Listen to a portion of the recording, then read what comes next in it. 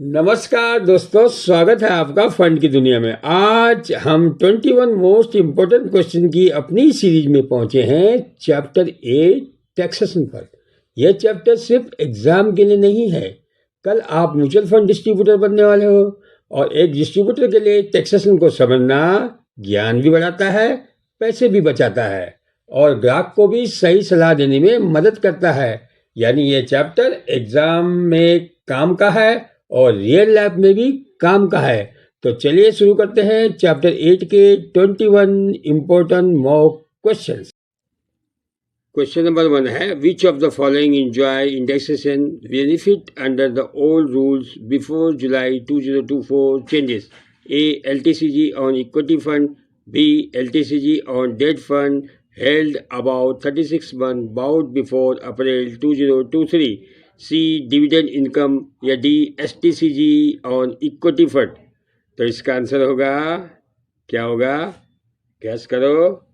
तो भाई इसका आंसर होगा LTCG on debt funds held about 36 month bought before April 2023। ठीक है, तो इसकी कहानी क्या बनती है भाई? कहानी ये बनती है, अगर डेट म्यूचुअल फंड में आपने 3 साल से ज़्यादा पैसे रखे तो LTCG लगता था पहले के रूल में। हाँ, LTCG लगता था, लॉन्ग टर्म कैपिटल गेन, जो 20% होता था।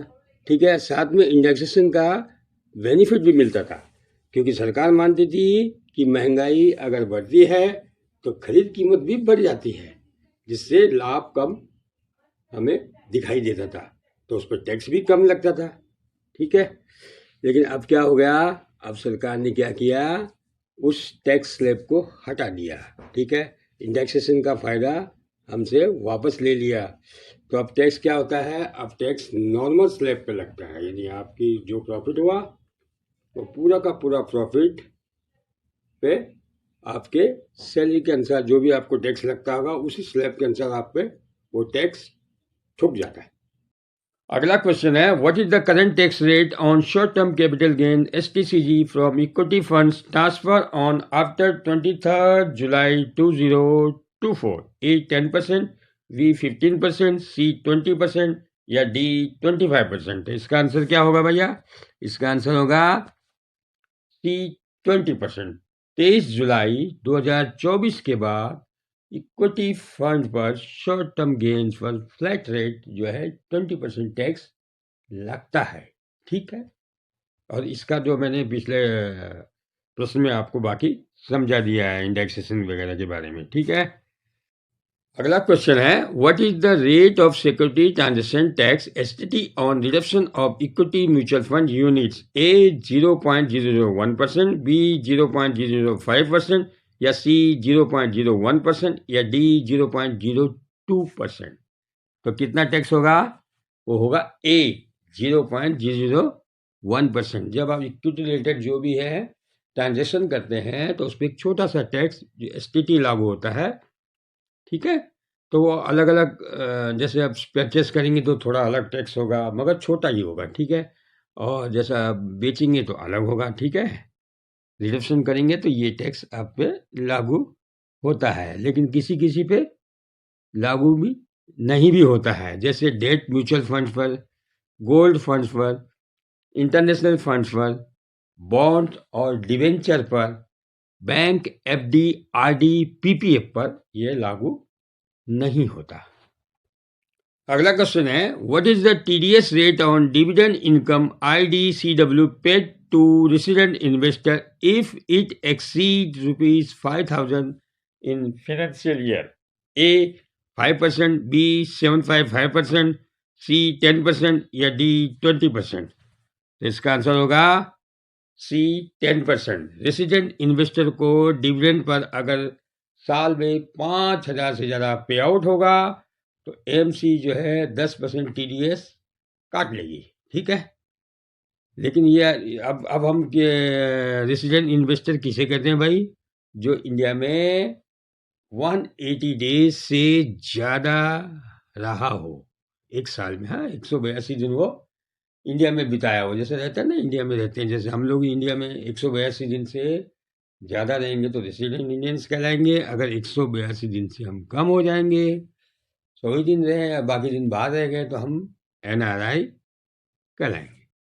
अब अगला क्वेश्चन लेते हैं, what is the holding period required for equity mutual funds to qualify as a long term capital gains LTCG? A 6 month, B 12 month, C 24 months या D 36 month?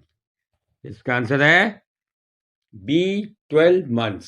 ठीक है, इक्विटी ओरिएंटेड म्यूचुअल फंड में कम से कम आपको 12 महीने अगर आप टिक जाते हैं, 12 महीने से ज़्यादा टिक जाते हैं, तब आप जो है LTCG आपके लिए माना जाएगा, यानी LTCG आपको देना होगा। ठीक है, अगर उससे कम होगा तो फिर क्या होगा, शॉर्ट टर्म कैपिटल गेन में आप जाएंगे।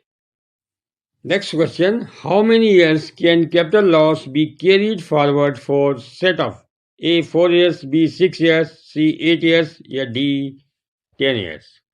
इसका आंसर है C 8 years।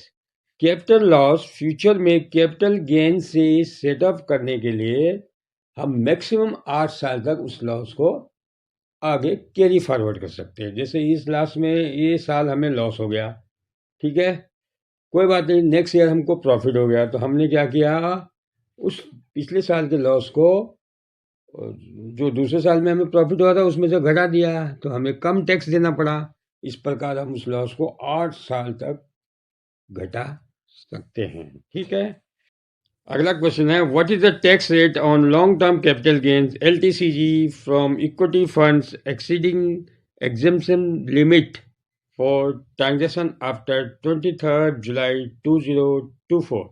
A 10% above ₹1 lakh, B 12.5% above ₹1,25,000 या C 15% above 1 lakh या D 20% above 1,50,000?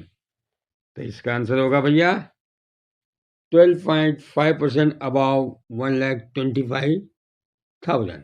ठीक है, 12.5% हमको, अगर हमारा जो है प्रॉफिट जो है 1,25,000 के ऊपर हो जाता है, तब हमको 12.5% टैक्स पुराने नियम के अनुसार इसमें 10% टैक्स लगता था।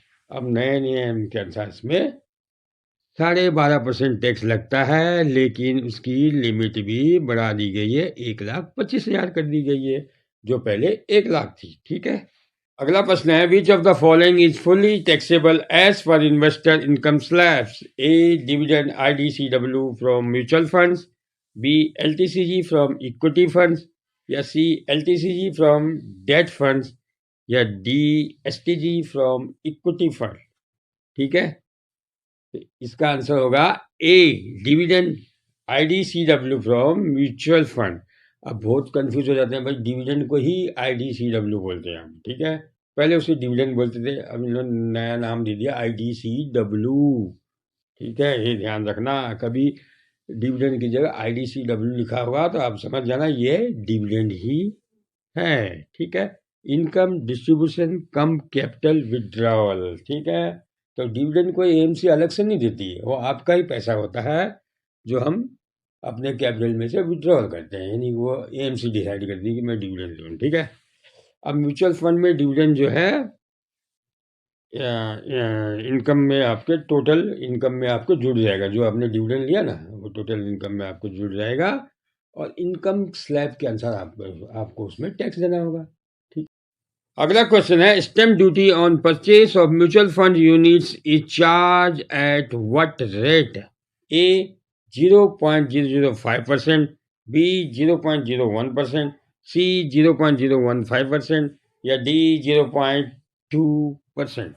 इसका आंसर होगा A 0.005%। म्यूचुअल फंड यूनिट्स खरीदते समय आपको एक स्टैम्प ड्यूटी लगती है, छोटी सी स्टैम्प ड्यूटी लगती है।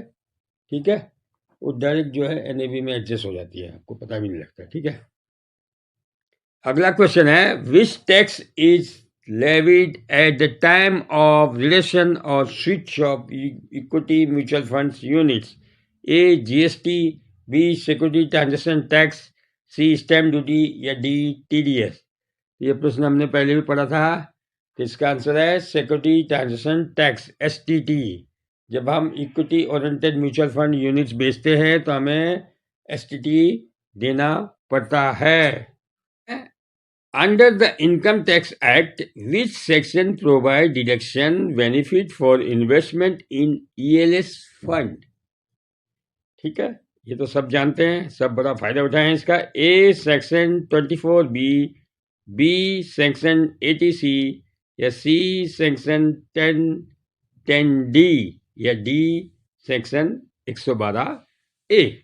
इसका आंसर होगा 80C। 80C के अंदर जो है ELSS फंड में किए गए निवेश में हमें छूट मिलती है, 1.5 लाख तक की छूट मिल जाती है। ठीक है, सुनिए, what is the lock in period for ELSS mutual funds under section 80C? ये भी सब जानते हैं। A 1 year, B 2 years, C 3 years, या D 5 years। इसका आंसर होगा 3 years। कम से कम 3 साल। हम जैसे ELS फंड में हम निवेश करेंगे ना, तो हमको कम से कम वहाँ पे 3 साल तक लॉक हो जाता है वो पैसा। ठीक है, जैसे हमने 1.5 लाख रख लिया तो वो 3 साल तक लॉक हो जाएगा, लेकिन यहाँ हमें इनकम टैक्स में छूट मिल जाएगी। ठीक है, अगला क्वेश्चन है, in case of debt mutual funds purchase before 1 April 2023, units held for less than 36 month will be treated as. अब देखो, इसको अपना दिमाग लगाओ। ठीक है, A long term capital gain LTCG, B short term capital gains STCG, या C dividend income, या D एग्जेम्प्ट इनकम। तो क्या कहलाएगी भाई वो? भाई वो कहलाएगा शॉर्ट टर्म कैपिटल गेन्स, क्योंकि डेट फंड में किया है अपने और 36 महीने के 36 मंथ से नीचे है, कम रखा है। ठीक है, तो क्या होगा? STCG में गिना जाएगा, उसके अनुसार उस पर टैक्स लगेगा। ठीक है, क्वेश्चन है, loss from equity mutual fund can be set up against. ठीक है, loss from equity mutual funds can be set up against. किसके अगेंस्ट जो है उसको सेटअप किया जा सकता है? सैलरी इनकम के, या लॉन्ग टर्म या शॉर्ट टर्म कैपिटल गेन्स के लिए, या डिविडेंड इनकम से, या रेंटल इनकम से। तो किससे किया जाएगा भाई? वो उसी से किया जाएगा, लॉन्ग टर्म और शॉर्ट टर्म कैपिटल गेन से। केवल उसी से किया जाएगा। ऐसा नहीं कि आपको यहाँ लॉस हो आप सैलरी में से घटा दो, नहीं। ठीक है, ये बात ध्यान रखना। अब अगला प्रश्न है, TDS on dividend income for non residential Indians NRIs is deducted at what rate? देखो, अभी अपना रेसिडेंट इंडियन के लिए अलग टैक्स था और NRI के लिए अलग होता है। ठीक है, तो A 10% होगा, B 20% होगा, C 30% होगा, या D 40% होगा। तो वो होगा B 20%। ठीक है, NRI को जो भी डिविडेंड मिलेगा उसमें 20% जो है TDS कट जाएगा। ठीक है, which of the following is exempted from GST in mutual funds? A fund manager charges, B brokerage fees, C investor redemption or purchase of units, D AMC advisory fees या service. ठीक है, तो भैया इसका answer होगा investor redemption और purchase of units. ठीक है, इससे GST इन लोगों ने, गवर्नमेंट ने मेहरबानी की है, यहाँ पे GST उसने छोड़ दिया है। ठीक है, Question number 17. GST is applicable on mutual fund distributor commission at what rate? A 5%, B 12%, C 18%, D 28%। तो इसका आंसर है, गवर्नमेंट ने यहाँ पे कोई दया नहीं दिखाई है, उन्होंने लिया है 18%। डिस्ट्रीब्यूटर को मिलने वाला कमीशन जो है उस पर 18% GST लागू होता है। अगला प्रश्न है, which income is added to the investor income from other sources in ITR? A LTCG on debt funds, B dividend IDCW from mutual funds, या C STCG on equity funds, या D LTCG on equity funds. ये सवाल हमने पहले भी किया हुआ है, यह है dividend IDCW from mutual funds.